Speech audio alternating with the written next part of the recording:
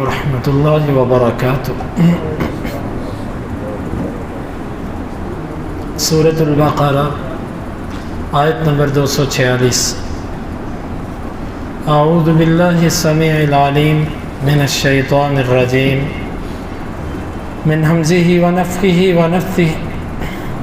علم ترى، کیا آپ نے دیکھا نہیں؟ یہاں پر دیکھنا بمعنی تعلم کے معنی میں، علم تعلم، کیا آپ نے جانا نہیں؟ یہی معنی مجاہد اور دیگر مفسرین نے کیا ہے۔ اس کا معنی آنکھوں سے دیکھنا نہیں ہے۔ اگر آنکھوں سے دیکھنا لیا جائے تو قرآن مجید کے اندر کئی مقامات پر اللہ تعالیٰ نے علم ترى استعمال کیا۔ کیا وہاں پر آنکھوں سے دیکھنا مراد لیا جا سکتا ہے؟ اولم یر الانسان انا خلقناہ من نطفہ، انسان نے دیکھا نہیں ہم نے اس کو ایک بوند قطرہ سے پیدا کیا۔ تو جس بوند قطرہ سے انسان پیدا ہوا ہے، کیا اس نے اسے دیکھا؟ یہ علم کے معنی میں ہے، علم تعلم، یہی معنی اہل علم نے نقل کیا ہے۔ آپ نے اور یہ انداز شوق دلانے کے لیے پیدا کیا جاتا ہے۔ کسی چیز کے اندر اگر شوق دلانا مقصود ہو تو اس وقت یہ انداز اختیار کیا۔ تمہیں پتہ نہیں کیا ہوا ہے؟ تم نے دیکھا نہیں کل کیا ہوا؟ بندہ کہتا ہے نہیں میں نے نہیں دیکھا، کیا ہوا؟ تو یہ ہر زبان کے اندر ایک انداز ہوتا ہے۔ اس سے اگر کوئی استدلال یہ کرتا ہے کہ اللہ کے نبی صلی اللہ علیہ وسلم حاضر ناظر تھے تو یہ اس کے استدلال باطل ہے، اور یہ خطاب اللہ کے نبی کو ہے، مراد اس سے پوری امت ہے، کیونکہ جب کسی قوم کو خطاب کرنا ہوتا ہے تو اس کے بڑے سے خطاب کیا جاتا ہے اور مراد اس سے پوری قوم ہوتی ہے۔ علم ترى، کیا آپ نے دیکھا نہیں؟ الی الملأ من بنی اسرائیل، بنی اسرائیل کی ایک جماعت کی طرف۔ یہ جماعت کون تھی؟ اللہ تعالیٰ نے بیان نہیں کی۔ جس کو اللہ نے بیان نہیں کیا اس کو قریدنے کی ضرورت نہیں ہے۔ مفسرین یہاں پر اندازے لگاتے ہیں کہ فلاں تھا فلاں تھا فلاں تھا، ضرورت کیا ہے؟ اللہ تعالیٰ نے نہیں بیان کیا، بس اتنا کافی ہے۔ کوئی جماعت تھی من بعد موسیٰ علیہ السلام کے بعد تھی۔ اذ قالوا لنبی لہم، جب انہوں نے اپنے نبی سے کہا۔ ان کے نبی کون تھے؟ اللہ تعالیٰ نے نام نہیں لیا۔ یہاں بھی مفسرین نے بڑے اقوال ذکر کیے کہ جی فلانا تھا فلانا تھا فلانا تھا۔ جب قرآن اور حدیث میں اس کا نام نہیں آیا تو ہمیں اندازے لگا کر اس کی تعیین کی کیا ضرورت ہے؟ بس کوئی بھی اللہ کا نبی تھا۔ انہوں نے اپنے نبی سے کہا ابعث لنا ملکا، ہمارے لیے بادشاہ مقرر کیجیے۔ اس سے معلوم ہوا کہ نبوت کا درجہ بادشاہت سے بلند ہوتا ہے۔ نبی ہوتا ہے جو بادشاہ مقرر کرتا ہے۔ اسی لیے قوم نے بھی اپنے نبی سے کہا کہ آپ بادشاہ مقرر کیجیے۔ اور یہاں سے یہ بات بھی سمجھ آتی ہے کہ بادشاہت یہ اپنے اختیار میں نہیں ہے کہ لوگ جسے چاہیں بادشاہ بنا دیں۔ یہ تو آج کے جس دور سے ہم گزر رہے ہیں، اسلام سے دوری کی وجہ سے ہمارے ذہنوں میں یہ بات بٹھا دی گئی کہ چار بندے جس کی حمایت میں کھڑے ہو گئے وہ بادشاہ، ساری دنیا ایک طرف ہو جائے۔ بادشاہ بنانا بندوں کا اختیار ہی نہیں ہے۔ آپ یہ دیکھیں کہ یہاں پر بنی اسرائیل طالوت کو بادشاہ کب قبول کرتے تھے؟ پڑھا نا آپ نے، وہ کہتے تھے یہ بادشاہ ہو ہی نہیں سکتا ہمارے اوپر۔ نبی نے کہا تم قبول کرو نہ کرو یہی بادشاہ تمہارا۔ اس آیت مبارکہ سے معلوم ہوا کہ بادشاہت لوگوں کے اختیار میں نہیں ہے، یہ اللہ تعالیٰ کے اختیار میں۔ اسی لیے انہوں نے نبی سے کہا کہ آپ بادشاہ منتخب کیجئے کہ کس کو بادشاہ بنانا ہے۔ اور ہمارے نبی صلی اللہ علیہ وسلم بھی ہمیں صفات بتا کر گئے ہیں کہ بادشاہ اور حکمران کون ہونا چاہیے، ہمیں سب بتا کر گئے ہیں۔ وہ نقاتل فی سبیل اللہ، بادشاہ مقرر کرو ہم اللہ کے راستے میں لڑائی کریں۔ اس سے معلوم ہوا کہ بادشاہ کا اصل کام ہوتا ہے اللہ کے راستے میں جہاد کرنا۔ اور جو بادشاہ اتنا بزدل ہو کہ وہ سب کچھ ہی لکھ کر دیتا جائے، سب کچھ ہی مانتا جائے، یہ تو نااہل آدمی ہے، یہ تو اس قابل نہیں کہ اس کو لیٹرینوں پر بٹھایا جائے۔ اس کو ملک کی کرسی پر کون بٹھاتا ہے؟ اصل میں ملک کا بادشاہ، ملک کا حکمران وہ ہوتا ہے جو قتال کر سکے، جو اللہ کے دین کے دشمنوں کو کچل سکے۔ نقاتل فی سبیل اللہ، بادشاہ اس لیے مانگ رہے ہیں تاکہ ہم اللہ کے راستے میں لڑائی کریں۔ اور یہاں سے یہ بھی معلوم ہوا کہ اگر انسان کسی چیز کا مطالبہ کرے تو ساتھ اس کی وجہ بھی بیان کرے کہ میں یہ مطالبہ اس لیے کر رہا ہوں، تاکہ بات جلدی قبول ہو سکے۔ انہوں نے کہا ہم بادشاہ چاہتے ہیں، لیکن چاہنے کی وجہ یہ کہ ہم اس کی چھتری کے نیچے قتال کر سکیں۔ اور یہ بات بھی معلوم ہوئی کہ قتال امیر اور بادشاہ کی اجازت کے ساتھ ہوتی ہے، اس کے جھنڈے کے نیچے ہوتی ہے، اس کے بغیر نہیں ہوتی۔ ہاں جو دفاعی جہاد ہے، ایک ہوتا ہے اقدامی جہاد، اٹیک کرنا کسی پر، یہ اس کے لیے ضروری ہے کہ آپ کے پاس خلیفہ، امیر، وزیر اعظم، یہ سب آپ کی جو ہے وہ قیادت پر ہوں۔ اور دوسری صورت یہ ہوتی ہے کہ آپ اپنا دفاع کر رہے ہیں، کسی نے حملہ کر دیا، پھر دفاع میں کوئی ضروری نہیں ہے، اس میں جس پر حملہ ہوا بس اس پر لازم ہے کہ وہ اپنا دفاع کرے۔ تو آپ ہمارے لیے اللہ سے کوئی بادشاہ مقرر کریں، ہم اللہ کے راستے میں لڑائی کریں۔ قال هل عصيتم ان كتب عليكم القتال الا تقاتلوا، نبی نے ان کو ذرا چیک کرنے کے لیے کہا کہ قریب ہے کہ اگر یہ تم پر فرض کر دیے گئے تو تم نے لڑائی نہیں کرنی۔ وہ آگے سے کہنے لگے کہ وما لنا الا نقاتل في سبيل الله وقد اخرجنا من ديارنا وابنائنا، کیوں ہم اللہ کے راستے میں لڑائی نہ کریں؟ ہم اپنے گھروں سے نکال دیے گئے، اپنے بچوں سے دور کر دیے گئے۔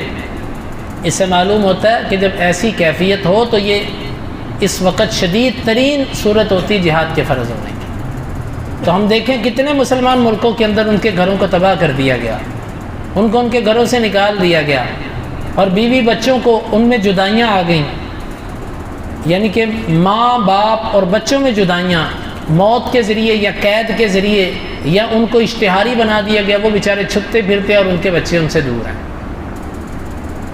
تو یہ ایسی صورت ہے جس میں جہاد فرض ہوتا ہے امت مسلمہ پر۔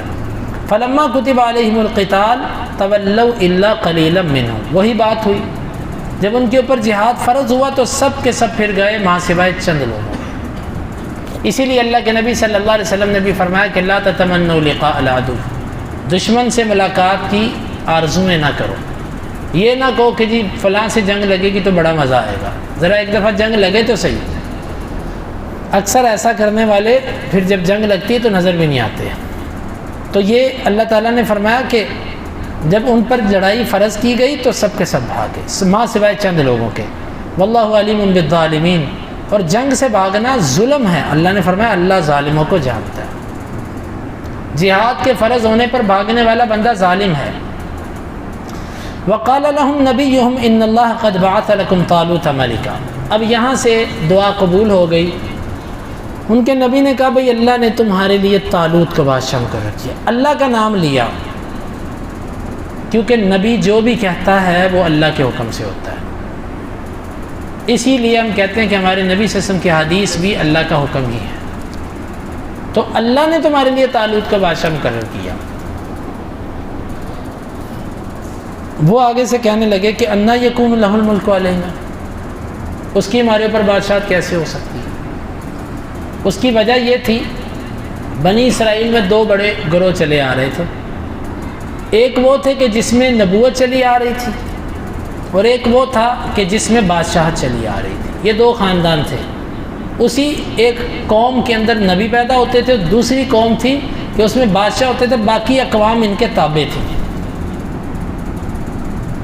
جس طرح ہمارے نبی صلی اللہ علیہ وسلم نے فرمایا نا الائمۃ من قریش، امام جو بھی ہوگا وہ قریشی ہوگا۔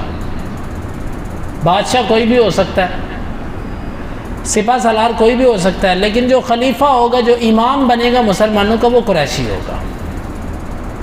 یہ ہمارے دین کے اندر بھی ہے۔ کہا کہ اس کی ہمارے اوپر بادشاہی کیسے ہو سکتی ہے؟ وہ یہوذا کی نسل میں سے ہی نہیں ہے جس کی نسل سے بادشاہت چلی آ رہی ہے۔ اور دوسری وجہ یہ ہے نحن احق بالملک منہ، ہم اس سے بادشاہت کے زیادہ حقدار ہیں کیونکہ ہم اس قوم سے ہیں۔ ولم یؤت سعۃ من المال، اور دوسری وجہ یہ بھی ہے کہ اس کے پاس مال کی وسعت بھی نہیں ہے۔ گویا کہ شروع زمانے سے لوگوں کے ہاں بادشاہ منتخب کیے جانے کے لیے دو معیار رہے ہیں۔ نمبر ایک، وہ بادشاہ کا بیٹا ہونا چاہیے، اور دوسرا اس کے پاس پیسے ٹھیک ٹھاک ہونے چاہیے۔ اور قرآن نے ان دونوں چیزوں کا رد کیا۔ اللہ نے اس کو بادشاہ بنایا کہ جو بادشاہوں کے خاندان میں سے بھی نہیں تھا، ایک عامی آدمی تھا۔ کوئی کہتے ہیں کہ وہ پانی پلانے والا تھا، اور بعض کہتے ہیں کہ وہ چمڑا رنگنے والا تھا، ایک عام سا فوجی تھا طالوت۔ اللہ نے فرمایا یہ بادشاہ ہوگا۔ اللہ تعالیٰ نے خاندانی رسوم بھی توڑی، جو رسم چلی آ رہی تھی کہ جی خاندان جس بادشاہ کا بیٹا بادشاہ، بادشاہ کا بیٹا بادشاہ، یہ اسلامی طریقہ نہیں ہے، اسلام کے اندر یہ چیز نہیں ہے۔ اور دوسری بات یہ تھی کہ اس کے پاس پیسے ہونے چاہیے، روپیہ پیسہ ٹھیک ٹھاک ہونا چاہیے، یہ بھی اسلام کے اندر نہیں۔ انہوں نے یہ دو اعتراض ہی کیے کہ نہ اس کے پاس پیسہ زیادہ اور نہ اس کے پاس کوئی ایسا خاندان۔ آج بھی آپ دیکھ لیں سیاست چند خاندانوں کے اندر ہے، وہی انہی کی طرف سے کوئی نہ کوئی آئے گا، اور پیسہ بھی جائز اور ناجائز ہر طریقے سے انہی کے پاس ہے۔ قال ان اللہ اصطفاہ علیکم وزادہ بسطۃ فی العلم والجسم۔ نبی نے ان کی ساری باتوں کا ایک ہی جواب دیا، کہا کہ بھئی تمہیں پسند ہے کہ نہیں ہے، اللہ نے اس کو تم پر چنا ہے، اور اللہ تعالیٰ نے اس کو چنا ہے اور دو چیزوں میں اس کو تم سے زیادہ رکھا ہوا ہے، اس وجہ سے اللہ نے اس کو چنا ہے۔ بسطۃ فی العلم، ایک اس کے پاس علم ہے تم سے زیادہ، اور دوسرا والجسم، اور اس کا جسم تم سے بہتر ہے۔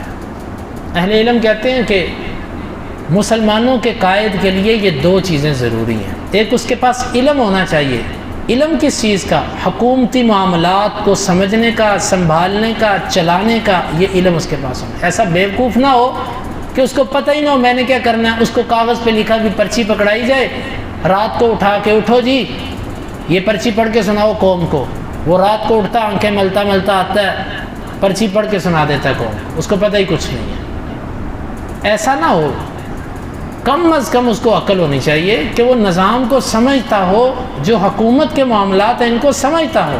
اکثر لوگ ہوتے ہیں کہ ان کو باتیں بڑی کرنی آتی ہیں لیکن ہوتے وہ پردے درجے کے بیوقوف ہیں، تو لوگ ان کی باتیں دیکھ کر کہتے ہیں یہ بڑا ماندار آدمی ہے، یہ جب آ گیا نا تو یہ بڑی بہتری کرے گا، اور پھر اس کو بھی لوگوں نے دیکھ لیا کہ اس نے کیا تباہی پھیلائی۔ خیر ہم تو ان میں سے کسی کی پلڑے کے نہیں، کسی پارٹی کے نہیں ہیں، نہ ہمیں ان میں سے کسی سے خیر کی توقع ہے، جو بات ہے سیدھی۔ تو مختصر بات یہ کہ علم ہونا چاہیے اس کے پاس کہ سیاست یعنی کہ حکومت چلانے کے لیے جن جن چیزوں کا علم ہونا ضروری ہے وہ اس کے پاس ہونا چاہیے، اور اس کے ساتھ ساتھ یہ علم بھی اس کے پاس ہونا چاہیے کہ اللہ اور اس کے رسول کے سیاست کے متعلق احکامات کیا ہیں۔ ایسا نہ ہو کہ وہ واہیات قسم کی باتیں کرے، قرآن و حدیث کے خلاف باتیں کرے اور بعد میں اس میں طویلیں کرتا پھرے، اور ایسا بھی نہ ہو کہ اس کو خاتم النبیین کا لفظ ہی نہ پڑھنا آتا، اور ایسا بھی نہ ہو کہ اس کو قرآن مجید ہی نہ اوپر سے پڑھنا آتا ہو دیکھ، اور ایسا بھی نہ ہو کہ اس کو پتہ ہی نہ ہو میں بول کیا رہا ہوں، دماغ ہی اس کا کام نہیں کر رہا۔ ایسے لوگ تو ان کو تو کوئی بندہ جو ہے نا سودا لینے نہیں بھیجتا بازار، چینی لینے کوئی نہیں بھیجتا، ایسوں کو کہیں نمک نہ لے آئے جا کر، تو ایسوں کو وزیر اعظم بنا دینا یہ کوئی عقل مندی نہیں ہے۔ تو یہ اللہ رب العالمین نے یہاں پر ہمیں واضح طور پر فرمایا علم میں وافر ہونا چاہیے وہ بندہ۔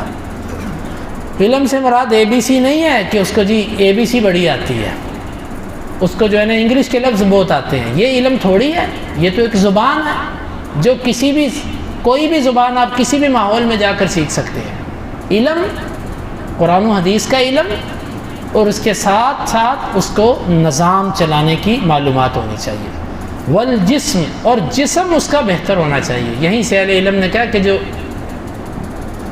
مسلمانوں کا لیڈر مقرر ہو اس کا جسم معذور نہیں ہونا چاہیے، اس کا جسم میں کوئی ایسا عیب نہیں ہونا چاہیے، بلکہ اہل علم نے کہا شکل و صورت اچھی ہونی چاہیے، اور اس کا جسامت ظاہری طور پر ہر قسم کے عیب سے پاک ہونی چاہیے، اور اس کے ساتھ ساتھ یہ بھی ہے کہ وہ جسم کے اعتبار سے مضبوط ہو۔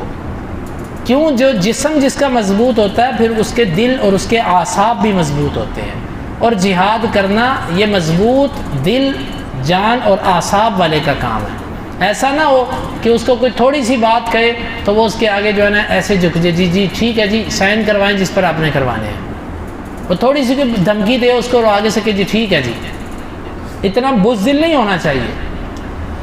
دلیر آدمی ہو اور خود بھی لڑنا جانتا ہو، جرأت اور ہمت اس کے اندر ہو، جسم مضبوط ہو، جہاں پر بیٹھے جہاں پر جائے کسی پر روب پڑے کہ بھئی یہ شخصیت ہے کوئی۔ یہ دو چیزیں اللہ تعالیٰ نے بیان کی بادشاہت کے لیے۔ واللہ یؤتی ملکہ من یشاء، اور آگے اللہ نے فرمایا اللہ اپنی بادشاہی جس کو چاہتا دیتا ہے۔ اس سے معلوم ہوا کہ ہر بندے کے عوام کے اختیار میں ہی نہیں ہے بادشاہ، یہ اللہ کے اختیار میں، وہ جسے چاہے دے، اور اللہ کسے دے گا جس میں یہ صفات پائی جاتی ہیں۔ واللہ واسع علیم، اور اللہ تعالیٰ وسعت والا ہے اور علم رکھنے والا ہے۔ اللہ تعالیٰ سے دعا ہے اللہ تعالیٰ ان آیات کو سمجھنے کی اور عمل کی توفیق عطا فرمائے۔